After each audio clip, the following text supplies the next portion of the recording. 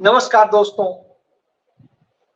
महात्मा गांधी ने 1922 में young India में लिखा था, हमें सबसे पहले स्वतंत्र अभिव्यक्ति और संगठन के अधिकार को हासिल करना चाहिए और इन अधिकारों की रक्षा जान देकर भी करनी चाहिए।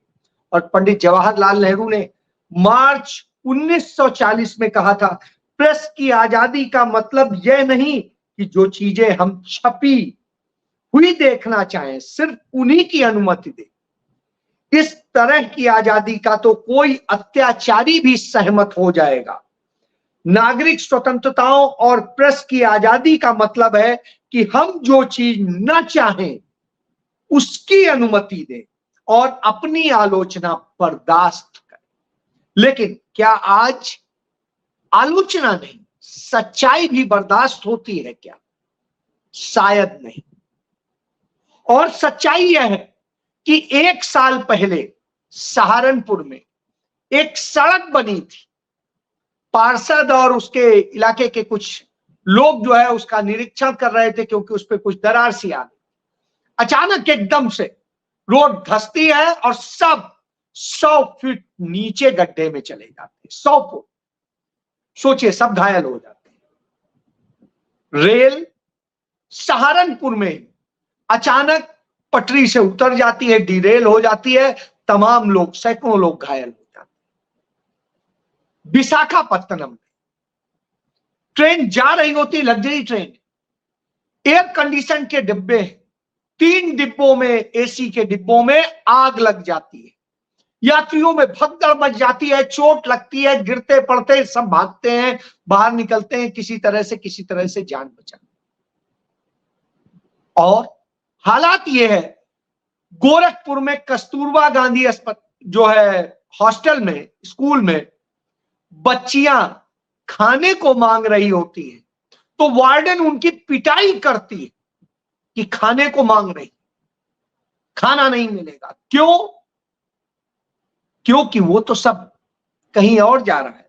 तो इस तरह की स्थिति है कि जब जम्मू कश्मीर की जो राज्य का स्टेटस था वह भी छीन लिया गया, अनुच्छेद 370 के कुछ उपबंध खत्म किए गए, लेकिन उसके राज्य का भी दर्जा छीन लिया गया। यह ब्लैक डे भी आज है। वह ब्लैक डे भी है कि जब लगातार तमाम हादसे हो रहे हैं। कभी वायनाड में 400 लोग करीब मर चुके हैं। हिमाचल में 4 की चारों सीट वहां के लोगों ने बीजेपी को दी। वहां पर मौत का तांडव हो रहा है। क्या कोई भाजपा का नेता इनमें से कहीं गया है क्या? आप बताइए, कहीं गया?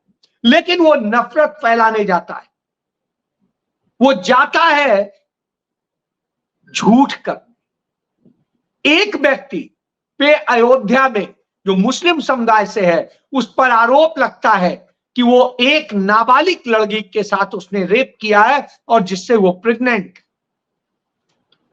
बिल्कुल ये अपराध है, उसको सख्त से सख्त सजा मिलनी चाहिए।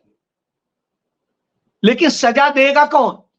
गिरफ्तार करेगा कौन? मुकदमा चलाएगा कौन?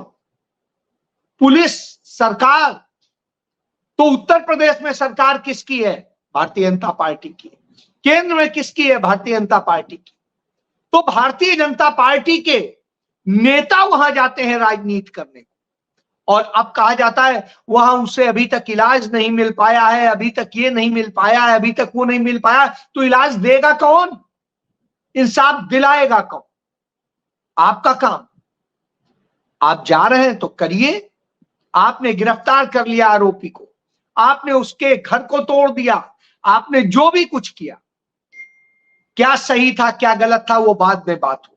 लेकिन इसी का एक उदाहरण देता हूं कि इसी तरीके से उत्तर प्रदेश के सहारनपुर जिले में 2018 में जावेद, गयूम और नदीम पर एक नाबालिग लड़की से गैंग रेप की एफआईआर दर्ज की गई थी।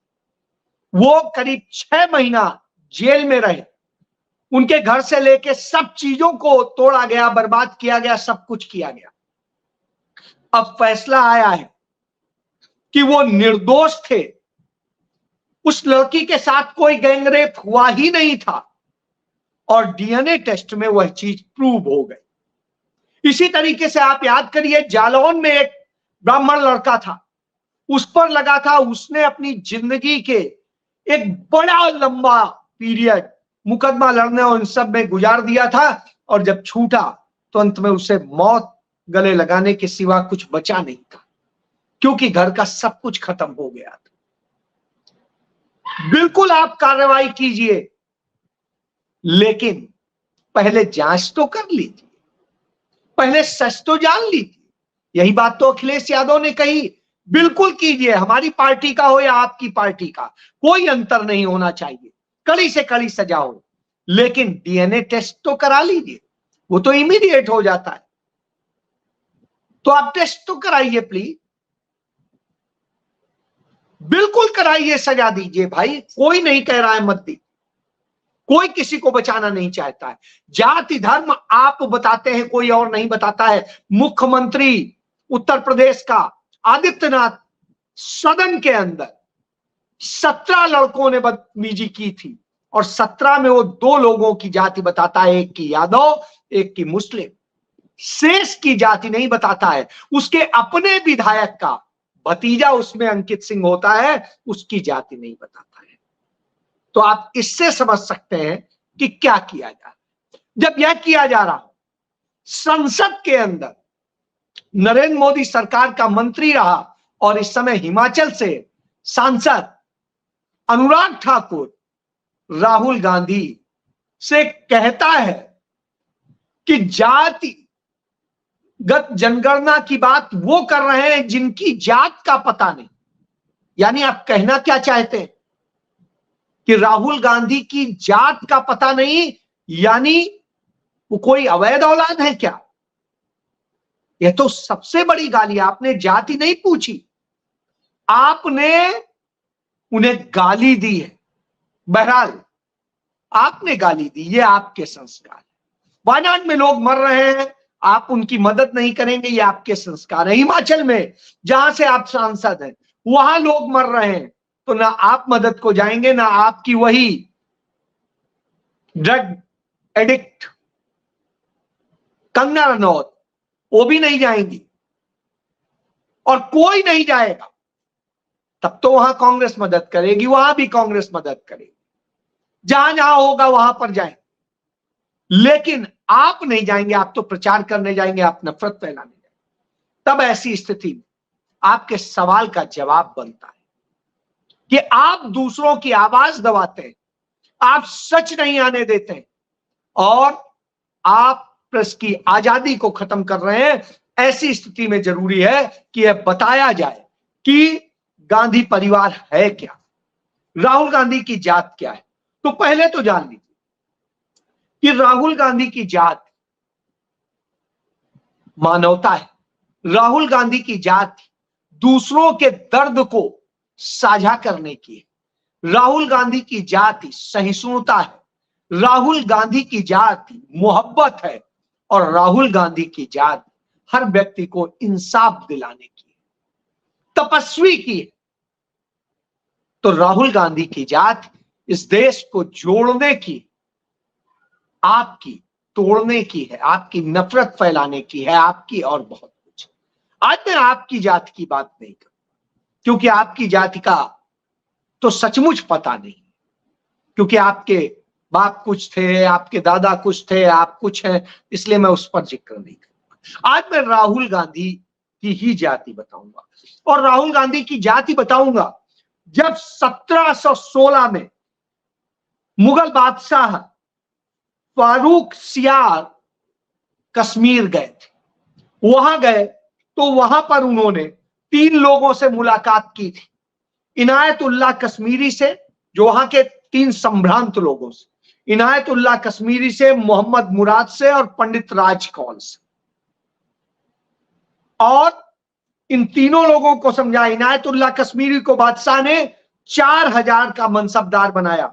वही पंडित राज कौल चूंकि फारसी के विद्वान थे, इसलिए उनसे आग्रह किया कि आप दिल्ली हैं, हमारे बच्चों को पढ़ाएं, और इसलिए उन्हें बुलाया। राजकौल का 1665 में 95 में कश्मीर में जन्म हुआ था। और राजकौल जब पहुंचे 1716 को दिल्ली, तो जब दिल्ली पहुंचे और उनके बच्चों को फारसी पढ़ाने लगे तो पंडित जी के रहने के लिए घर भी देना था, क्योंकि आपने बुलाया था और विद्वानों का उस समय बहुत आदर भी होता था। तो उन्हें एक हवेली दी गई जो यमुना नदी से जो नहर निकलती थी उसी नहर के किनारे, और उधर का ही इलाका दिया गया जो आज लुटियंस जोन कहलाता है। वही लुटियंस जोन उनकी अपनी संपत्ति हो गई थी, उनको दी गई, और राजकौल साहब के साथ उतनी वो संपत्ति आई।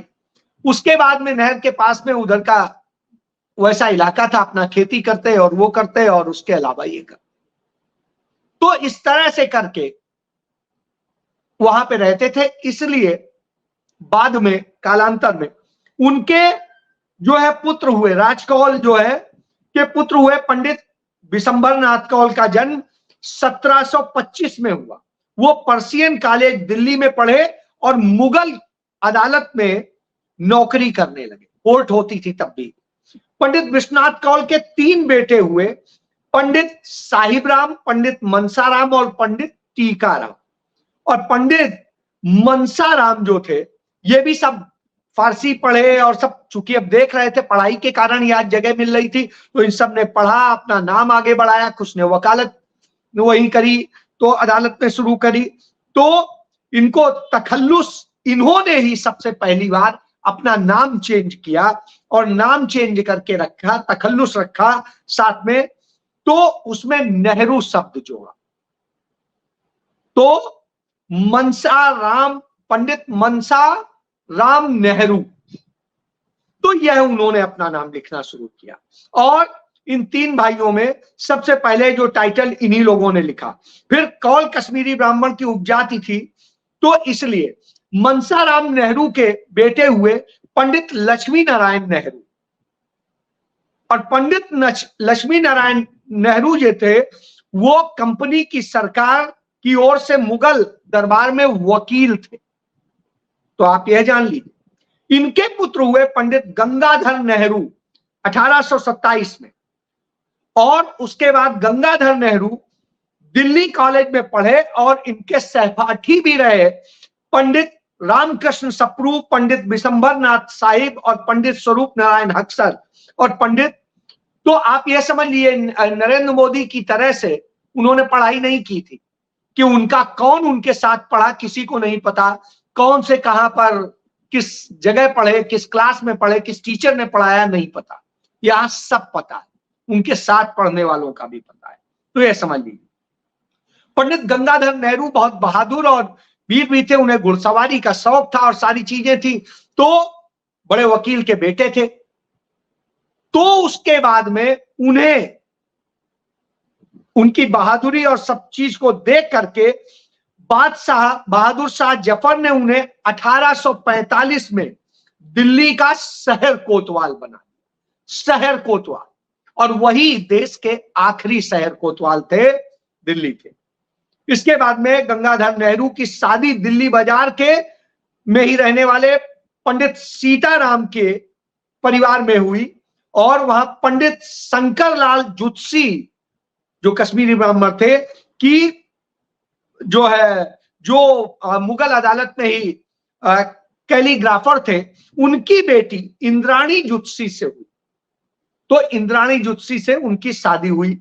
और उसके बाद में बहादुर शाह जफर जब 1857 का स्वतंत्रता संग्राम हुआ, उसमें लड़ाई हुई और सारी चीजें हुई, तो उनकी हवेली में भी आग लगा दी गई और बहुत कुछ कर दिया गया, घर वर जला दिया गया शहर कोतवाल का, और तमाम चीजों पे अंग्रेजों ने कब्जा कर लिया।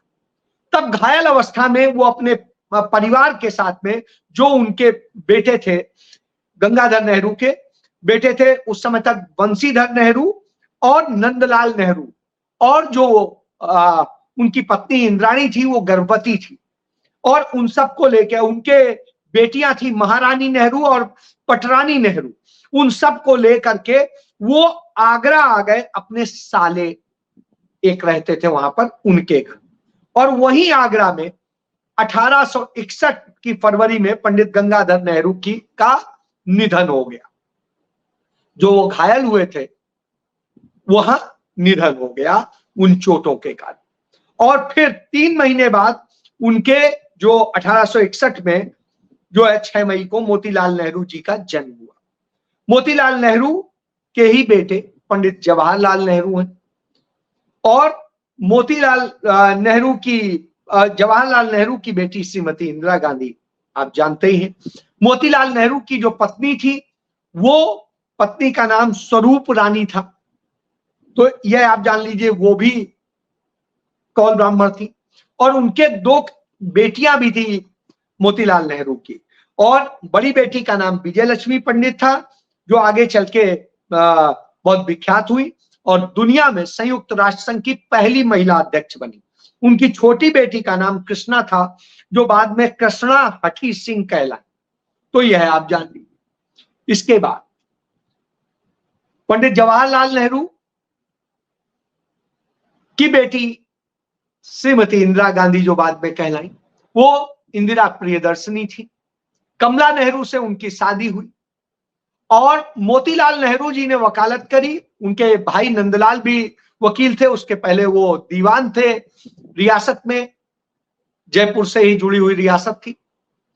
और वहां के राजा का जब निधन हो गया तो फिर वो वहां के दीवान की जो महामंत्री कहलाता है, जो भी उस पद पे थे, वहां से वापस आ गए और आगरा में हाईकोर्ट होता था, आगरा में वकालत करने लगे। फिर हाईकोर्ट चला गया इलाहाबाद, तो इलाहाबाद शिफ्ट हुए। मोतीलाल नेहरू जी पढ़ के गए, वो कानपुर में वकालत शुरू किए, जैसा मैं बताता रहा हूं पहले भी। वहां पंडित पृथ्वीनाथ कॉलेज है कानपुर में, तो पंडित पृथ्वीनाथ जी उस समय थे, उन्हीं के साथ में उन्होंने वकालत शुरू की। वहां के बाद फिर वो 3 साल वकालत करने के बाद इलाहाबाद चले गए। इलाहाबाद गए, वहां वकालत शुरू की और उनकी वकालत बहुत अच्छी चली। उन्होंने वहां 2-2 कोठियां बनवाई, बड़े बड़े महल नुमा, आप जाइएगा कभी देखिए। पहले उन्होंने बनाई, वो बाद में उन्होंने कांग्रेस पार्टी को डोनेट कर दी और वहां से स्वतंत्रता संग्राम का आंदोलन चलने लगा। वो स्वराज भवन आज भी कहलाता है। और दूसरी आनंद भवन, जहां वो रहते थे, पहले वहां रहते थे, फिर उसके बाद इसमें रहते। और आनंद भवन में सारे परिवार के साथ रहते थे, क्योंकि नंदलाल नेहरू जी का निधन हो गया था, तो उनके भी 7 बच्चे उन्हीं के साथ रहते थे। तो इस तरह से भरा पूरा परिवार रहता। उसके बाद पंडित मोतीलाल नेहरू जी के बेटे पंडित जवाहरलाल नेहरू, वो ब्रिटेन से पढ़ के आए और बैरिस्टर करके आए और वकालत शुरू करी। नगर पालिका के अध्यक्ष बने, इलाहाबाद के बार काउंसिल के अध्यक्ष बने, और उसके बाद में वो आंदोलन में कूदे, देश के आंदोलन में, और उन्होंने अपना सब कुछ कुर्बान किया। और जब पंडित जवाहरलाल नेहरू की बेटी इंदिरा गांधी ब्रिटेन में पढ़ रही थी, तो वहां उनकी मुलाकात पारसी समुदाय के फिरोज से, फिरोज जहांगीर गांधी से।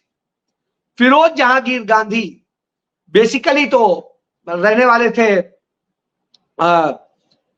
गुजरात के, वहां पर उनका गांव है, और वहां से वो माइग्रेट करके, उनके पिता इंजीनियर थे तो मुंबई आ गए थे, लेकिन पिता के मरने के बाद वो आ गए अपनी बुआ के पास इलाहाबाद। और इलाहाबाद में वो संपर्क में रहे और स्वतंत्रता संग्राम के आंदोलन में पंडित नेहरू के साथ जुड़े। और उसके बाद इंदिरा से उन्होंने शादी की। शादी पूरे हिंदू विधि विधान से हुई, लेकिन पारसी धर्म में यह होता है कि पारसी धर्म में कोई धर्म नहीं बदल सकता। ये पारसी होते कौन है यह जानना बेहद जरूरी है, क्योंकि जो झूठ फैलाया जाता है कि ये कहां है और कैसे आए, क्या हुआ, यह जरूर जरूरी है। क्योंकि फारसियों को लेके, फारसी वो लोग हैं जिन्होंने सबसे पहले, जब हमारे यहाँ यह जराथुस्त्र इस धर्म को कहते हैं, और ये दुनिया का सबसे प्राचीन धर्मों से था। इस धर्म में भी ऋग्वेद जैसे है उसी तरह अवस्था धर्म इनका धर्म ग्रंथ, और अवस्था और ऋग्वेद एक ही माना जाता है। उसमें भी अग्नि पूजा है और सारी चीजें जैसे ऋग्वेद में। तो ऋग्वेद की ही तरह उसमें पूजा करने का था, और वो पूजा अग्नि की करने वाले लोग, अग्नि की पूजा करने वाले यह लोग समझ सकते हैं। तो ये सिर्फ अग्नि की पूजा करते हैं। नवरोज को इनका नया वर्ष होता है और उसमें वो ईश्वर को करते हैं, और एकेश्वरवाद है कि ईश्वर एक है, इसी पर विश्वास करते हैं। तो इनके यहां धर्म परिवर्तन नहीं होता है, चाहे जो जिससे शादी कर ले उसका धर्म परिवर्तन नहीं हो सकता है। तो इनके यहां यह बड़ी चीज है।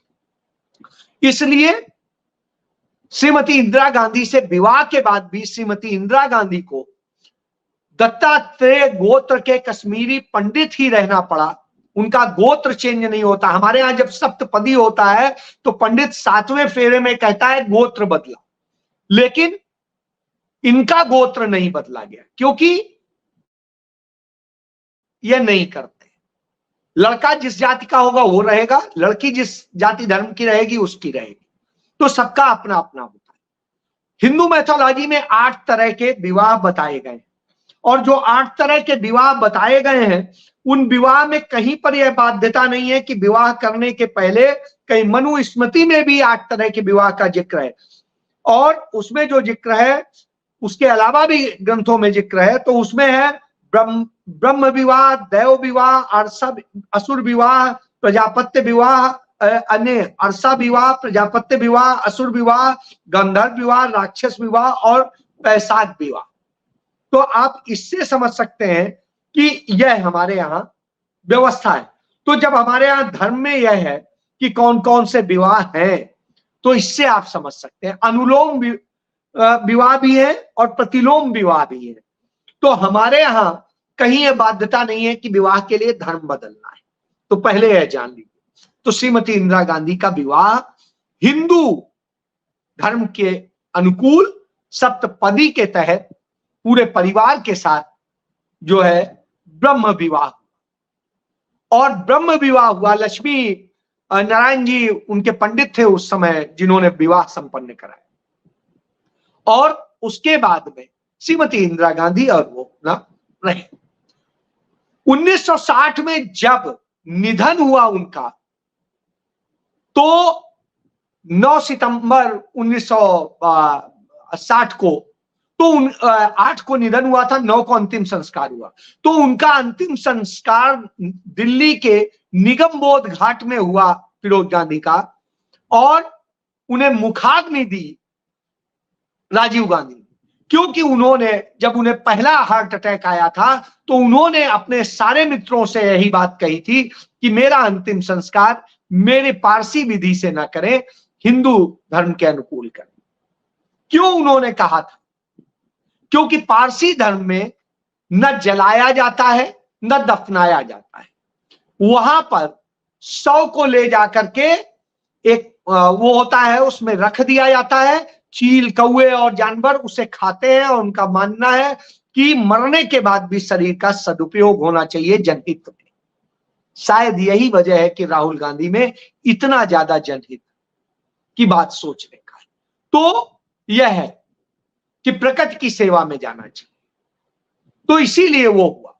और इसके बाद में उनके राख को 2 जगह पे वो किया गया, एक इलाहाबाद में जहां पर उनकी समाधि बनाई हुई है, एक सूरत में जहां के वो पुस्तैनी गांव।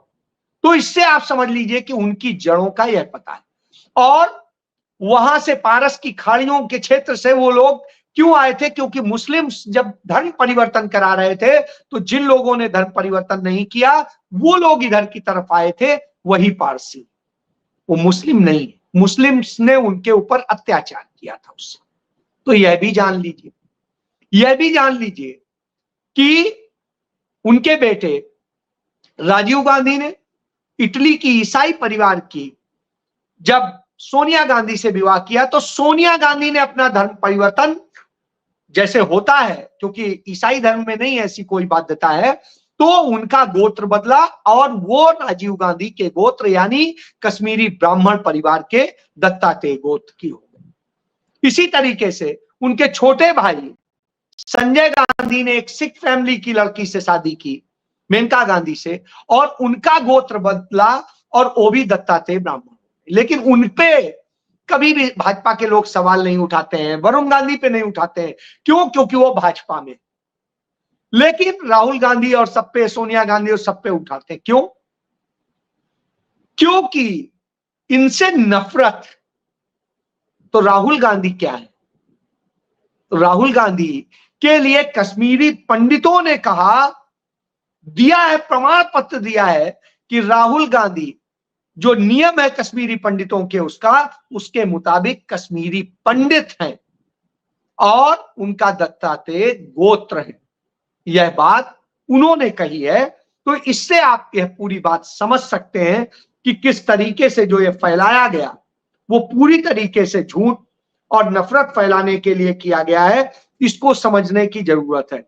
तो यह पूरे राजनीतिक रंजिश के कारण उस परिवार को किया। इसलिए राहुल गांधी की भी जाति आपने समझ, लेकिन राहुल गांधी की असल में जात यह नहीं। फिर जैसे मैंने कहा, राहुल गांधी की असल में जात मानवता है, सेवा है, धर्म है, न्याय है, और वही वो कर रहे हैं। तो इसलिए इन नफरत के माहौल से बाहर निकलिए। अहमद शाह अब्दाली के परिवार से आए थे, उद्धव ठाकरे ने कहा। किनके लिए? अमित शाह के लिए। नरेंद्र मोदी के लिए, जो घाची समुदाय है उसके लिए कहा जाता है, जो मुस्लिम आक्रांता आए थे उनकी मशाल जलाने वाले लोग होते थे, वो लोग हैं। तो यदि यही खोजने लगेंगे तो जनता के मुद्दे दब जाएंगे, जनता की बात। इसलिए जनता की बात होनी चाहिए, ना कि इस नफरत की बात। जय